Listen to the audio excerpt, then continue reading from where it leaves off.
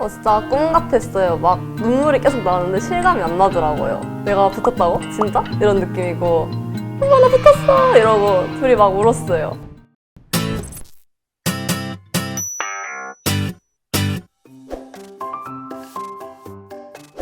즐거운 학교 생활? 물론 즐기기만 한 게 아니라 항상 노력하면서 공부를 했지만 저는 학교 생활을 정말 즐겁게 했어요.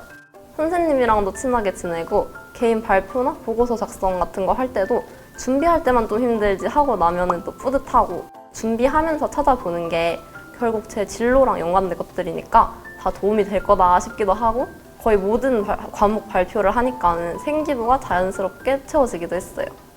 그래서 내가 열정을 가지고 즐겁게 학교 생활을 하면은 스스로도 동기부여가 되고 선생님들도 생기부 잘 써주시고 그렇고 그 생기부를 보시는 교수님들도 아 얘가 정말 학교를 열심히 다녔구나 즐겁게 다녔구나 이렇게 다 아신다고 생각해요.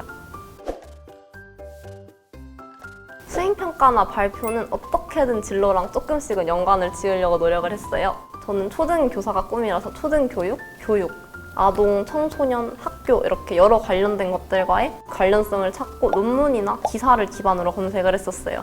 그리고 작년에 했던 발표를 조금 더 발전시키는 방향으로도 학교 활동을 했어요. 독서는 모든 과목에 한 학기에 한 권씩 넣자라고 생각했어요. 초등교육과 특성상 다양한 과목을 열심히 공부할 필요가 있어가지고요. 그리고 진로 관련한 독서는 1년에 한 서너 권 정도로 넣었던 것 같아요. 그렇게 읽은 교육 관련 책을 수업 시간에 이제 관련지어서 발표하기도 했고 독서가 생각보다 많은 학교 활동에 쓰이더라고요. 동아리에서는 전반적으로 전공 적합성을 어필하려고 했어요. 2, 3학년 때는 교육자가 꾸민 여러 선후배들과 함께 교육 동아리를 만들어서 활동을 했어요.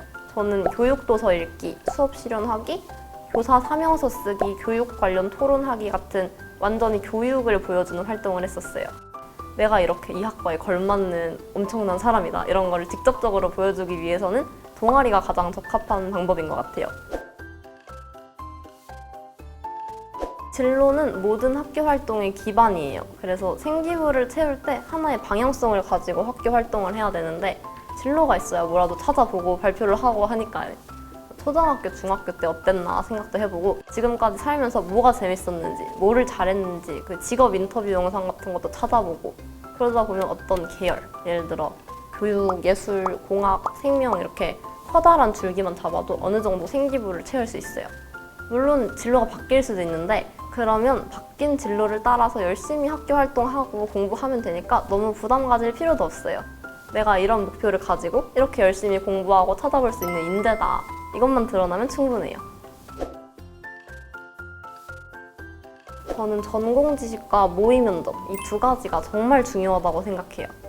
저는 기출 문제를 풀면서 전공 관련 지식하고 면접에서 답변하는 방법 같은 걸 배우고 모의 면접을 하면서 또박또박 웃으면서 답변하는 연습을 했었어요. 특히 전공 관련 지식을 넣어서 답하면 아, 이 친구는 교육에 대해 잘 안다 라는 인상을 줄 수 있어서 플러스 요인이 된다는 얘기를 들어가지고 저는 여러 교육 관련 키워드랑 교육 이슈 공부를 많이 했었어요. 면접 준비하는 일주일 동안 거의 10년치 기출을 갖다가 풀고 문제와 모범 답안에 나왔던 사례나 개념을 계속 머리에 넣었어요. 그런 게 간접 경험이 돼서 더 구체적인 답변을 할 수 있더라고요. 아는 게 많아지면 자신감이 생기고 자신감이 생기면 말을 잘하게 되더라고요. 면접은 결국 얼마나 자신 있게 논리적으로 말하냐를 보니까요. 저는 수능과 내신을 따로 떼놓고서 공부하진 않았거든요. 어차피 내신 공부가 아예 쓸데없는 내용이 아니라 결국 교과서나 부교재인 수특 아니면 수완, 모의고사 프린트 이런 거에서 나오더라고요. 그런 게 다 수능에도 도움이 되니까 학교 수업 들으면서 내신과 수능에 대한 기반을 모두 동시에 쌓을 수 있다고 생각해요.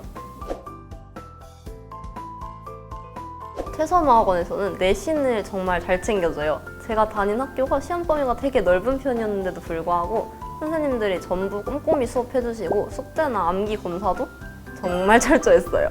내신 할 때는 진짜 힘든데 그래도 결과를 보면 아, 그래도 열심히 하길 잘했다 하는 생각이 들더라고요. 자신의 한계를 정해놓지 않았으면 좋겠어요. 내가 지난 학기까지 3등급, 4등급 받았더라도 당장 이번 학기에 열심히 공부하면 1등급을 받을 수도 있어요. 그러니까 지레 겁먹어서 어차피 난 안 돼, 해봤자 3등급일 텐데 이러지 말고 그냥 내가 할 수 있는 최대한으로 열심히 공부를 했으면 좋겠어요. 생각보다 여러분 더 대단한 사람일 거예요. 힘내서 원하는 대학 꼭 가기를 바랄게요. DYB 화이팅!